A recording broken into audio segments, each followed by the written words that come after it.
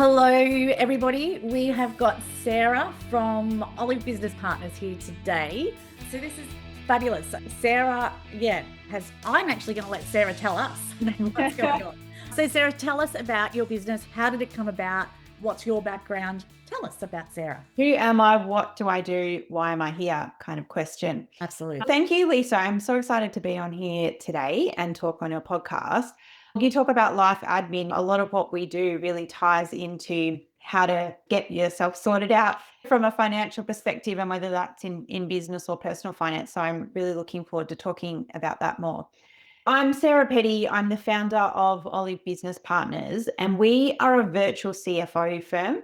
So what the hell does that mean? We work with business owners, so small business owners, to help them with their financial planning and their growth strategies. So we're different from an accountant or bookkeeper that manages your books and does your taxes, and they're very important roles in your business, don't get me wrong. They keep everything under control and keep you compliant. But what we're doing is really helping you look forward. So if you've got goals in your business to grow your business, to expand to a new market, to launch new products, whatever it might be, we will help you put the plans in place to be able to do that and help you with the financial decisions that you need to make along the way. So I've come from a near 20-year corporate career prior to this in various kind of finance roles, working my way up the corporate ladder into a CFO role. And I loved working in finance, that it was lots of problem solving and you touched all aspects of the business. But I hated the long hours and the being on call nonstop and the corporate politics and commutes into the office and all of that kind of thing. So I thought there has to be some better way to do this work that is interesting and challenging, but have more flexibility, more meaning in what I'm doing. And so that's how I created Olive Business Partners. So we are now a team of 4 CFOs. Amazing. Work across all kinds of industries, B2B, B2C, products, services. Our clients do all kinds of amazing things. And we work with businesses of all sizes and try to really get them that strategic financial advice they need to not just survive, but thrive. You hear those stats of all the small businesses that fail within the first couple of years. And my mission is really to prevent as much of that as possible by allowing small businesses to have access to the expertise that previously only the big corporates really did. So that's me and why I do what I do. I love that. Oh my gosh, I know we've got a list of questions, but I have other questions. I'm going to start with, okay, so you were talking about the financial planning aspect of the business. Do you incorporate their personal growth goals into that as well as a traditional financial planner? Do you incorporate that into the business so that if they say, I want a holiday every year, great, the business needs to grow to afford that? And is that all incorporated as well? Yeah, so I'm not a personal financial planner, so I don't get involved in your personal finances as Got it. such. Yeah, But working with small business owners, you can't completely separate your business exactly. goals from your personal goals. Yeah, So whenever we're talking about business goals, it's really important for me to understand the business owners' personal goals, yeah, because and often that is the case. They've built their business because they want more freedom. They want to absolutely. be able to take a holiday every year with their family. They want the business to help them create an asset that can set them up for retirement. They want to support their children's education, and they want a business that is really built around their lifestyle. So if I completely ignore that, I'm ignoring the whole purpose of the business. Exactly. So that is important for me to understand and really get a feel for, okay, it's not just about making more money, but what is the opportunity that money is unlocking for the business owner? So yes, we 100% do need to understand the personal goals. Yeah. Just for clarity, I'm not doing the financial Personal. planning from a personal perspective. Yeah. So you're not going to get into mortgages and shares and investments and all that. Yeah. Yeah, exactly. Yeah. Yeah. Okay. I love that. Second question. Sorry, off topic again. But do you recommend starting with a CFO from the get-go? Is it something you can bring in later on? What's your suggestion on that? So I wouldn't actually recommend starting with a CFO from the get-go. When you're in startup phase, you really need to get your structure right and make Yeah. sure that you're set up for compliance perspective. So your accountant is your key financial person in those early days. Yep. Your accountant, make sure that you're compliant. You don't want to be doing something that means you end up having to back pay taxes down the track. So that is the most important thing at the start, get that sorted.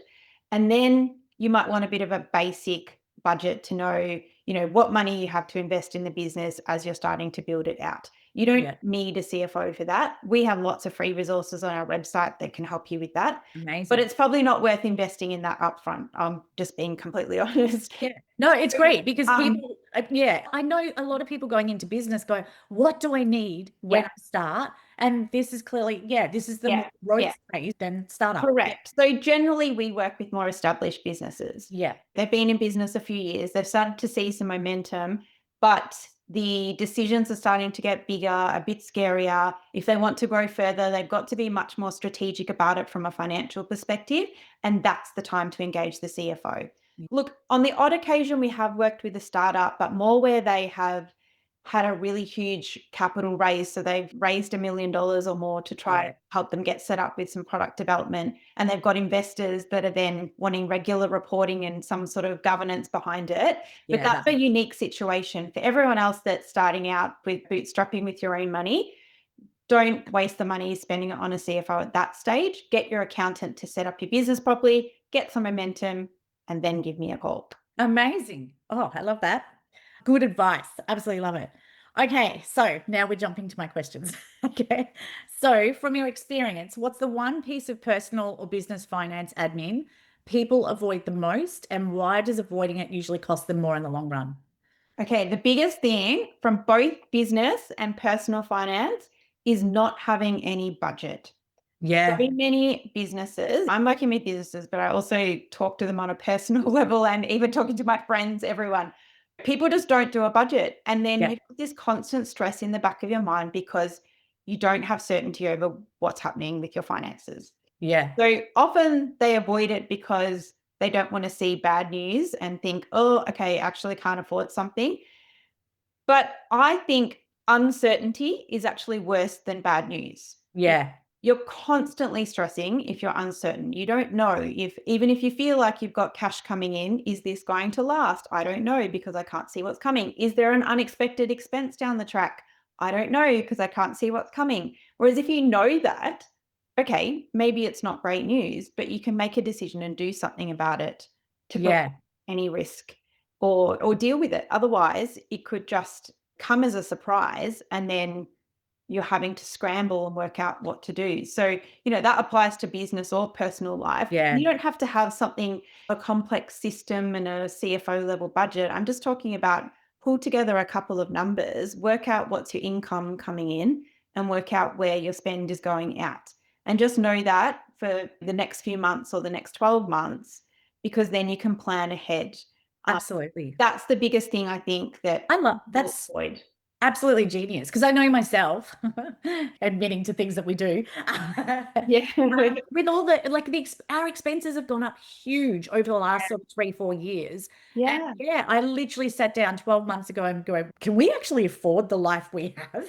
Yeah. And it made it so much easier. I literally know every week. And admittedly, we pay a lot of our bills weekly. Yeah, so that I can keep on top of it. But yeah, it just changes everything. When you do get that tax bill, it's right, like it's let's chuck that in the budget so we know Yeah, what that means. So yeah. exactly. Well, I'm I love very impressed that you've done that, Lisa. Well I done. know, thank you. I know.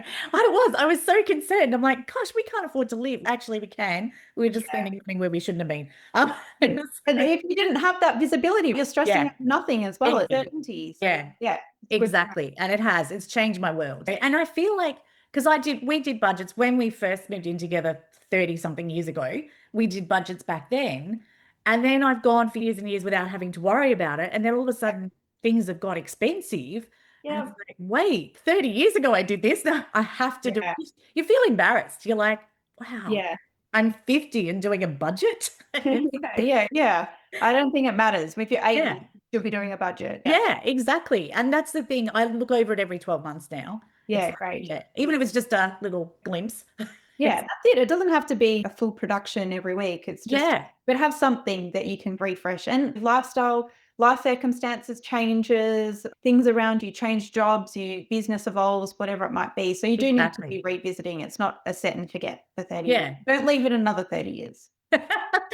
No, gosh, really? I hope I don't have to.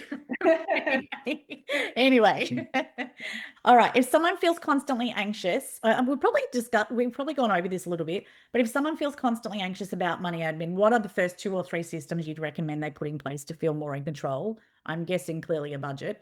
Yeah. So the budget would absolutely be one to just remove that uncertainty. Yeah. If I think about what else would help you with that anxiety, because that's money does cause a lot of anxiety for a lot of people. Yeah. That's the reality. So have your budget so you know what's coming.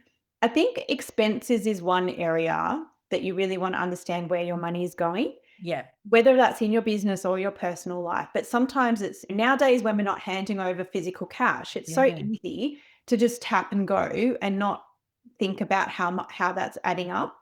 Suddenly you've got a huge credit card bill or cash in your bank has just dwindled away. So just to know where that's going to. So what are the things that you have to pay? Where do you have some spending money for fun? And yeah, this isn't about tightening and not doing anything, not never shopping online, but just knowing where your money is going. So expenses is one area to really dig into, if any. The last thing I would say is that if you are feeling that anxiety around money, or even once you've set your budget, you have an understanding of your expenses, but you're at that stage, you want to start thinking about building either value in your business or personal wealth, do get the advice from an expert because Yeah. they can help to guide you on Yeah. what those next steps are to really either get you through a challenge or help you build more wealth. And if you don't know where to start, because I think that's the hard thing is people just don't know who to go to, So true. right? Yeah. Yeah. And there's so many different options, right? Do you talk to your accountant? Do you get a financial planner? Is there some other type of advisor? Do I need a mortgage broker? Do I need a CFO? It's a lot of different finance roles out there that they don't know who to go to. So I'd say 2 things if you're trying to find someone to help you. Most of us work with an accountant, whether that's if you're setting up a business, generally you'll start with an accountant, as I mentioned before. And often, even if you're just doing the personal taxes, you may work with an accountant. Accountants are very well connected Yeah. and they understand the different roles that different advisors play. So I would ask them, if you have an accountant that you trust, ask them. And if it's not them, I promise you they'll know someone in the industry they can refer you to. I get Absolutely. lots of referrals from accountants because they understand when it's not their expertise and the business needs something else. So ask your accountant. And if you don't have an accountant or you don't have a great accountant that you don't want to ask, do ask other people. And this is Yes. a funny thing that we feel like asking about finances is a bit weird or taboo. And you don't have to explain your whole financial situation. But if you see someone who, you might think that they look relatively comfortable and not too stressed, it's perfectly fine to say, hey, I'm just thinking about talking to a financial planner and getting some advice. Is there anyone that you work with that you recommend? Because it's always good to get referrals if you work with Absolutely. someone. Yeah. Don't feel ashamed of asking around. It's actually really proactive and Yeah. people with a lot of wealth work with a lot of advisors. So Yeah. That's exactly right. yeah, so that there's no shame in it. In fact, it's probably a very sensible decision to make. So ask around, try get a referral, whether it's from your accountant or someone you know. Yeah, absolutely. And I find too, look, in our own personal situation, the financial planner that we use for our personal, honestly, I refer him to everybody because he's what's the word? Just like human. Like Yes. he really understands and he really takes the time to understand Yeah. and not judge. Yeah. So I do refer him. And I feel like because I've spoken to people that I've referred him to, and they've said the person they had previously, they didn't feel that. They didn't feel like they really cared. Yeah. Yeah. Let's be honest, some people with those technical backgrounds don't Yes. have the human side. Um, Yes. so that's why it's best to ask for a referral because Yeah, I if it agree. works for someone and they like that approach, it's generally a good way to go about it. Googling can be hit or miss. You Yeah. might end up paying for a skill set that you don't actually need, or yeah, you end up with someone that you just don't click with. So yeah. I Anyway, guess the other thing I do want to mention is that initial chat, and I'm assuming your service is the same, it's free. So people might think, oh, I've got to pay thousands of dollars just to chat to someone. With mine, you don't. Yeah. So yeah, Yeah, but most are the same. So we would have the same. We have an initial diagnostic call with a client to understand the business and see if we're the right fit for them, but if they're the right fit for us, because you want to make sure that works. I know most accountants will do that too. The first yeah. session is free. So yeah, it doesn't cost you upfront. Just check it out, see if you click. Exactly. I love it. And the other thing I want to say, going back to expenses, most of the banks now actually have the best tools. So you can actually keep track of every expense you've got going out, and they'll put it into categories. And so it's They do. really easy to set a budget because Yeah. banks make it so easy now. Yeah, it is much easier now, much better software than they used to. So it's a bit easier. Absolutely. Yeah. And if your bank isn't doing it, change banks. Um, so now, money decisions are rarely just logical, they're emotional. How do you help people take the emotion out of everyday financial admin so they can make clearer decisions? Yeah, this is so true. This is something I come across a lot in the work that I do. While money seems like it's a very rational, logical Yeah. topic of discussion, a lot of it comes down to emotion. Abs- And I feel that from my clients, and especially the ones when we first start working with them and they come to us because they're in quite a challenge in their business and often personal life as well, because as we mentioned, it does flow through to your personal life. And you can feel the stress that they're carrying and that they've been carrying for a long time, and it's heavy and it's impacting their relationships. And so it does become Yeah. really emotional. Yeah.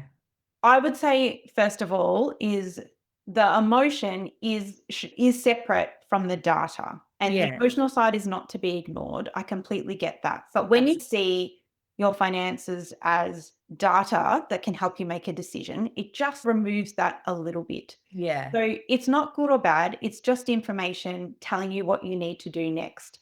And if it's not the picture that you want, then it's just telling you something needs to change. Yeah. And again, that's whether it's business or personal.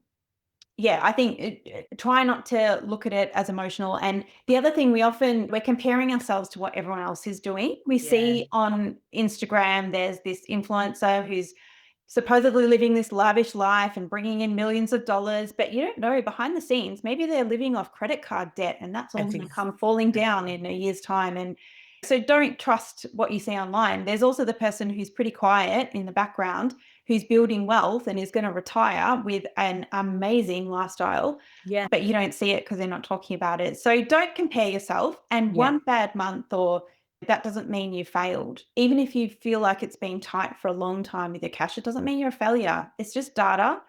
You need to then work out what you need to do next. And that comes back to getting that right advice, right? So Yes. your data's telling you something's not working for me, get the expert because they can bring it back to the logic. Yeah. And that's what you need is just it's data and what's the next step I need to take. I think the emotion comes from not knowing what to do next. It's I that think you're right. uncertainty.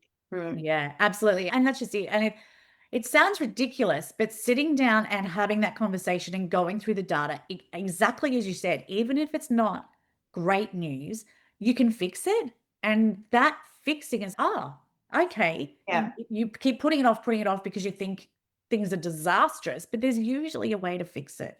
So, There is always an option, always. yeah, yeah, And sometimes it will take longer to turn around than others. Sometimes it's not the exact option you were hoping for, but there yes, are always options. And I can tell you that I often get new clients come to me and they're feeling a little bit nervous about showing me their books because they're saying, oh, it's not in a great place. I can tell you, we've seen it all. So have accountants, so have financial planners. yeah, And it's like when you go to the doctor and you feel like you've got the most embarrassing problem yeah. and you've got to tell the doctor about it and you're squirming and they're just like so clinical about it. They're like, I see this every day. Yep, here's what you need. Here's your prescription done. See you later. That's what it's like working with a financial advisor. They see That's a a lot. great analogy. They know how to deal with those problems. It's just they diagnose the problem, they work out the solution, you take the next step. Yeah. Yeah, you don't have to be embarrassed or ashamed about it. They've seen it before. Yeah, don't worry. It's fine. It's just like going to the doctor, but a little bit more exciting. Mm. That's right. And less clothes taken off. Yeah, yes, for sure. I can tell you that. Okay. It was a good analogy though. I liked it. Okay. This is the next question. So let me ask this and we'll see. We may have already covered it. A lot of capable, intelligent people feel embarrassed about not understanding their finances. What do you wish more people knew about money admin, especially earlier in life? This is a passion of mine, but yes. Yeah, we've talked a bit about that already. Yeah. I think it's educating yourself somewhat. And I'm Yeah. not saying that you have to become a financial expert. And there's lots of information out there if it is an area you want to get skilled up in. There's lots of podcasts, free Yeah. resources, there's books out there. But I also get that's not everyone's cup of tea. And for some Yeah. people, listening to a finance podcast is like worse than pulling out their tooth. I'm not suggesting if it's not for you, that's fine. But again, just work with the right expert or find someone that you resonate with online and just follow them to start getting a little bit more understanding of the next step that you can take. You don't need to be an expert, Yeah. but just educating on knowing when you need to get help and what are the things that you need to be looking out for. Because I do think if you're running a business, again, you don't need to be an accountant and understand it to that level of detail, but you do need to be across the key financial metrics in your business to make sure it's growing. Yeah. And same with your personal side. Don't put your head in the sand around it. At least know what that budget looks like, where you need to get help, and what decisions that you need to make along the way. I think the more that we avoid and ignore is when the stress starts to build. So a Yeah. little bit of education. Absolutely. I have a 19-year-old daughter, and I genuinely feel we need to be teaching kids more Yeah. about life, clearly life admin, but life finance. So, when they do, so my daughter's in uni. I've already said to her, as soon as you start earning a decent income, you're going to a financial planner. So I just think they need to have that. And I love the fact that you've suggested podcasts because that gives you the ability to go, because so many kids now are so scared. I'll never be able to own a house and I'll never be able to get a deposit. Listen Yep. to these podcasts and they have really good advice. Yep. So you can get these goals. Yeah, 100%. I Yeah. think the earlier you can start on it, the better. Agreed. The problem is that a lot of people didn't get that education in Yeah. those early days. Yeah. Then they're getting into their 50s, 60s, beyond and going, actually, I don't know what I'm doing. And I'm Yeah. getting to retirement and I'm really worried about that. But it's never too late. It's never too Yeah. late to get support. And as I said, Absolutely. there's always options. So doesn't matter. But in an Yeah. ideal situation, if you can get that education early on, and depending what path your kids take and how they want to build wealth, even the house was always a be all end all goal, but it doesn't have to be. There are other ways. Exactly. Yes. It's what works for you. That might be a great way to build wealth and Yeah. stability. It might not be. So I don't think the worry over Absolutely. that isn't worth stressing over. There's absolutely paths to get to be building, and even starting a habit of putting some money away that will build up over time. It doesn't have to be a lot. Just start somewhere. Yeah, absolutely love that. In fact, my financial planner would be sitting here saying, "Why are you talking about housing? It's not the best investment." So yes, good pickup. Yeah, absolutely. Yeah, no, and you're right. We're 50, and as I've said, we were 45. I can't remember if I said it here, but we were 45 before we finally went to a financial planner. Yeah. And yeah, I honestly, it's only that I look back and go, I wish I'd done this when I was a lot younger. Yeah. But yeah, it's never too late. Like, It's never too late. And I yeah, think what you're doing, Lisa, is then you've had that realization and you're now seeing the exactly. value to hand it on to your kids. If Yeah, we can start to get that generation have it. understanding it much earlier, it's gonna give Absolutely. them a much better chance. There's things I went down the career path of finance that even growing up, I didn't have a lot of education around it. There's things I definitely wish I did earlier in life. Yeah. I didn't, that I'll now be teaching my son. Oh, absolutely. Yeah, so I think if we can pass that down, even if we Yeah. didn't do it perfectly, it's building wealth for our next generation too. Future people. Exactly. Okay, last question. If you could recommend just one regular money habit, weekly, monthly, or quarterly, that has the biggest impact on reducing financial stress, what would it be and why? Can I give two then? I think build your budget and Yes. and reviewing it regularly, Yep. and then have someone that you can talk to about your money, and whether that's a paid advisor or even your partner, because even there's lots of couples that don't have money conversations, but have someone that you can talk to about it, so you're not holding all of the stress. And so That is if great that's in advice. your relationship, either it's your partner or as an external advisor, if your partner's not quite ready for that, if it's in your business, because so many business owners are holding all of that themselves. That's why when they're hiring a CFO, it's like stress relief, because they're like, Yeah. finally, I can talk to someone else about this. Don't hold it all in yourself. So yeah, set your budget and have at least someone else that can help you share the mental load of money. Yeah. I am going to ask, yeah, not really a question. It's more about accessing you going forward. But if you got anything you want people to know before we close off, is there things you want people to know about the business, what you guys are up to? Anything Sure. like that? Yeah, the best way to keep up to date with what we're doing is follow our social media accounts. So we're on Instagram or LinkedIn, Olive Business Partners, or you can follow me directly on LinkedIn, Sarah Petty. Otherwise, check out our website if you are a business owner and interested in our services, Olive Business Partners. But regardless, if you've listened to this podcast and you've got some thoughts or you want some direction, feel free to drop me a message on social media. I love to hear from others. And honestly, I just want to see business owners and people trying to make an impact in the world be able to create wealth and value for themselves. So, yeah, very happy to hear from anyone who's listened to this. Amazing. Thank you so much, Sarah. So, yeah, this is Life Balance Essentials. Please make sure you check out our programs, check out the Life Balance Essentials website. All our programs, as of next week, will be listed on there. And yeah, thank you so much, Sarah. That was amazing advice. And I'm sure anyone listening to this will get something out of it. So, thank you so much. I hope so. Thanks for having me.